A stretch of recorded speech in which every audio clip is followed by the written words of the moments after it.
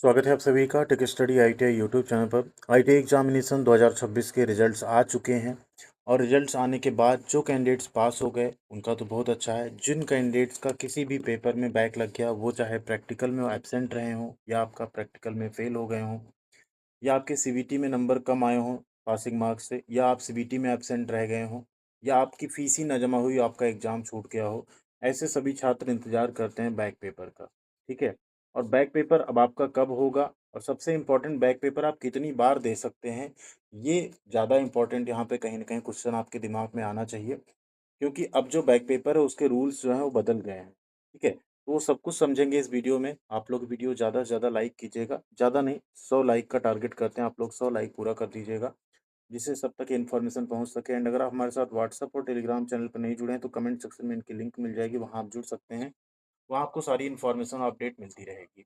अब जिन कैंडिडेट्स का किसी रीज़न से पेपर छूट गया है या बैक आ गया है, या आप एग्ज़ाम दिए ही नहीं, ठीक है? कोई एग्ज़ाम दिए उसमें फ़ेल हो गए, या आप एग्ज़ाम दिए नहीं या प्रैक्टिकल में एब्सेंट रह गए। अब इस केस में, या आपने फ़ीस ही नहीं जमा की, आपका पूरा-पूरा एग्ज़ाम छूट गया। इन सब केस में आगे क्या हो सकता है उसके बारे में बात करेंगे। आप लोग प्लीज़ चैनल को सब्सक्राइब ज़रूर कर लीजिएगा। तो सबसे पहले जो रिज़ल्ट आया उसमें जो कैंडिडेट्स यहाँ पे कम नंबर पाए हैं, यानी फेल हैं, ठीक है? उनके साथ क्या होगा? अगर आपका 1 ईयर ट्रेड है तब तो आप फेल हैं, आपकी मार्कशीट तो आ जाएगी फेल की, बट सर्टिफिकेट नहीं आएगा, तो आपको बैक पेपर का वेट करना होगा। अगर आपका 2 ईयर का ट्रेड है और आप फर्स्ट ईयर में थे, उस केस में आप सेकंड ईयर की पढ़ाई अभी करेंगे, आप प्रमोटेड विद बैक हैं। जब बैक पेपर होगा आप बैक पेपर दे देंगे और आपका रिजल्ट आ जाएगा, साथ में आप सेकंड ईयर अगले साल दे के पास हो जाएँगे, ठीक है? इन केस आपका पेपर छूटा है तब भी यही चीज़ अप्लाई होती है। अब बात करते हैं बैक पेपर आपका होगा कब? तो डीजीटी अब लगभग हर 4 महीने पे बैक पेपर करवाती है, 3 से 4 महीने पे।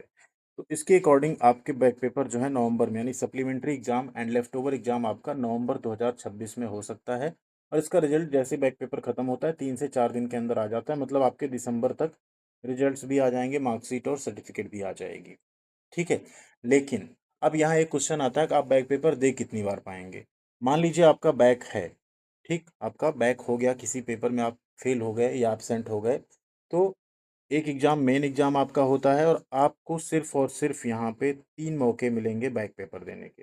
यानी मेन एग्ज़ाम होगा, इसके बाद 3 बार आप सप्लीमेंट्री एग्ज़ाम दे सकते हैं।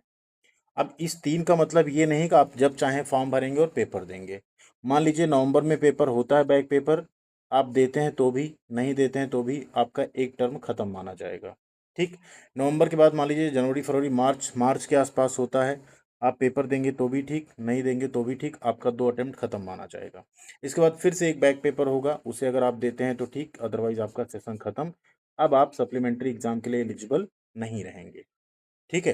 तो ये आपको ध्यान रखना है कि ऐसा नहीं कि आप जब फॉर्म भरेंगे, बैक पेपर का फीस देंगे तब वो बैक पेपर माना जाएगा। बैक पेपर अगर निमी, डीजीटी, एनसीवीटी जो भी है, अगर वो करा रही है, आप उसमें अपीयर होइए या ना होइए, आपका चांस काउंट होगा उसमें। ठीक है? तो ये आपको ध्यान रखना है कि जैसे ही बैक पेपर आता है नवंबर में या जब भी, आप अपने आईटीआई से कॉन्टैक्ट में रहिएगा, क्योंकि फीस वहीं से जमा होगी। अगर प्रैक्टिकल में बैक है, सीबीटी है तब भी वहीं से जमा होगी, आप ऑनलाइन भी जमा कर सकते हैं। तो आपको क्या करना, अपने आईटीआई से आप टच में रहिएगा और उनसे बात करते रहिएगा। नवंबर के आसपास जब भी अपडेट आएगी, आपको यूट्यूब पे, टेलीग्राम पे, व्हाट्सएप पे तो हम प्रोवाइड करेंगे ही, बाकी भी आपको मिल जाएगी। तो आप वहाँ कांटेक्ट करके अपनी फ़ीस ज़रूर टाइम पे जमा करा दीजिएगा, जिससे कि आपका बैक पेपर का एडमिट कार्ड आ सके और आप पेपर दे सकें। ठीक है? बाकी इन 3 महीनों में पढ़ाई आप लोग कर लीजिएगा, जिससे कि एटलीस्ट जो बैक है ना, इसका जो आपको एक दुःख होता होगा ना कि बैक पेपर आ गया, इस दुःख को ओवरकम करने का एक ही तरीका है, पढ़ाई इतनी अच्छी कर लीजिए कि बैक पेपर में आप जितना नंबर उम्मीद भी नहीं कर रहे थे इस वाले एग्ज़ाम में, उससे कई गुना आप ज़्यादा ला पाएँ। ठीक है? तो वो कर लीजिए इन 3 महीनों में। अगर आपका 1 ईयर ट्रेड है, तो आप वेट करिए, होगा, उसके बाद ही आपकी मार्कशीट, सर्टिफ़िकेट आएगी। अगर आप सेकंड ईयर में हैं, तो बहुत टेंशन मत लीजिए, 3-4 महीने बाद आपका बैक पेपर आ जाएगा, दे लीजिएगा। बाकी सेकंड ईयर की पढ़ाई अपने आप कंटिन्यू रखिए। ठीक है? कुछ कैंडिडेट्स का क्वेश्चन आ सकता है कि हमारा रिजल्ट जो होल्ड है, देखो होल्ड के केस में जब आप रिजल्ट चेक करेंगे ना, तो किसी का दिखेगा CMNR, मतलब आपका सीबीटी का नंबर अभी अपलोड नहीं हुआ या रिकॉर्ड नहीं हुआ ठीक से, तो ये चीज़ें आपकी जल्दी करेक्ट हो जाएंगी। अगर पेमेंट पेंडिंग आपका आ रहा है तो आप अपनी सीबीटी फीस पेमेंट पे करिएगा, आपका रिजल्ट डाउनलोड हो जाएगा। Not eligible for this session, अगर ऐसा आ रहा है तो इसका मतलब आपकी अटेंडेंस और एफए मार्क्स नहीं भरे गए थे।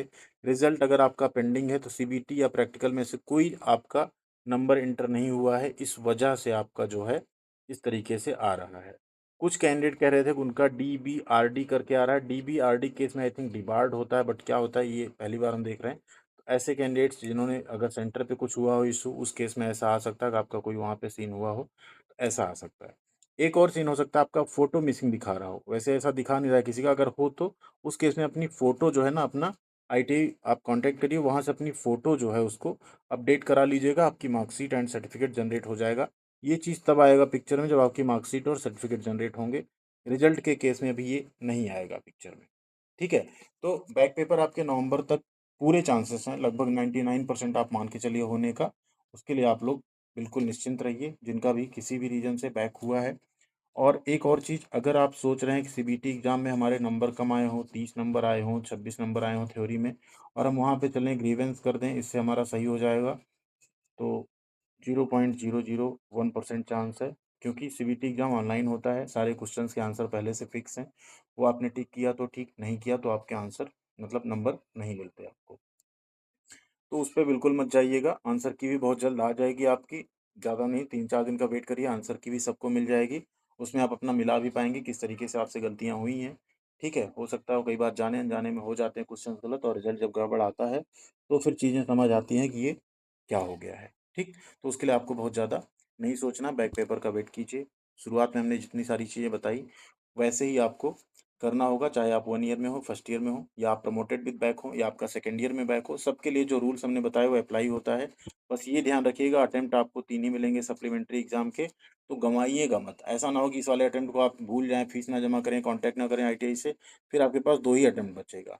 तो ये गलती मत करिएगा, बस इतना आपको ध्यान रखना है। थैंक यू वेरी मच, ख्याल रखिएगा अपना, मिलते हैं अगली अपडेट के साथ, अगले वीडियो में।